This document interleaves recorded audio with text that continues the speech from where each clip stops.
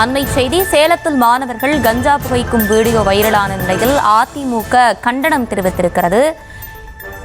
இதைவிட வேறு எதுவும் சாட்சி வேண்டுமா என கேள்வி எழுப்பி அதிமுக கண்டனங்களை பதிவு செய்திருக்கிறது.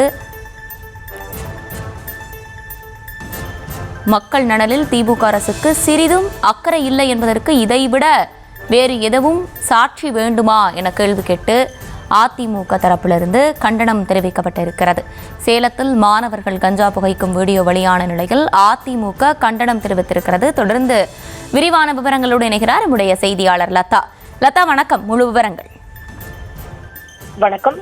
சேலம் பழைய பேருந்து நிலைய வளாகத்தில் சிறுவர்கள் கஞ்சா போதை ஊசி பயன்படுத்தும் வீடியோ வெளியாகி நியூஸ் தமிழில் செய்தி வெளியாகி இருந்த நிலையில தற்போது இந்த செய்தியின் எதிரொலியாக அதிமுக தரப்பில் கண்டனம் தெரிவிக்கப்பட்டிருக்கிறது. திமுக அரசை குறிப்பிட்டு கண்டனத்தை பதிவு செய்யப்பட்டிருக்கிறது. அந்த வகையில் அதிமுக தரப்பில் வெளியிடப்பட்டிருக்கும் அந்த பதிவில், சேலம் பழைய பேருந்து நிலைய வளாகத்தில் பள்ளி பயிலும் சிறுவர் சிறுமிகளுக்கு கஞ்சா போதை ஊசி வழங்கி பயன்படுத்த வைத்தல் உள்ளிட்ட கொடூரமான சமூக விரோத குற்றங்கள் நடைபெறுவதாக வெளியாகியுள்ள செய்தி மிகுந்த அதிர்ச்சி அளிக்கிறது என்று குறிப்பிடப்பட்டிருக்கிறது. மேலும் திமுக அரசின் கையாளாகாத ஆட்சியால் கடந்த 4.5 ஆண்டுகளாக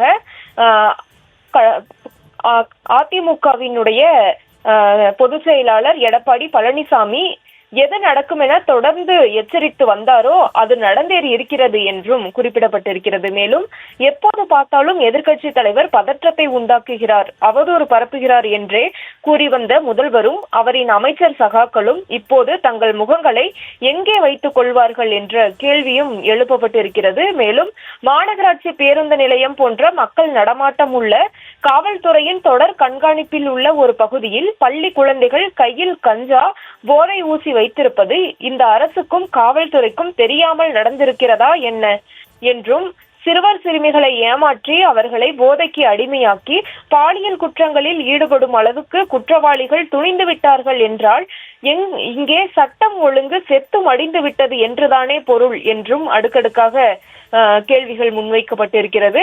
மேலும் முதலமைச்சர் இதற்கெல்லாம் வெட்கப்பட வேண்டும் என்றும் இதற்கான முழு பொறுப்பும் திமுக அரசுதான் என்றும் குறிப்பிடப்பட்டிருக்கிறது. மேலும் நாள்தோறும் உங்கள் போட்டோவை போட்டு முதல் பக்க முழு விளம்பரம் கொடுக்கிறீர்களே, அதே போன்று உங்கள் போட்டோவை வைத்து இந்த செய்தியை உங்களால் விளம்பரமாக கொடுக்க முடியுமா?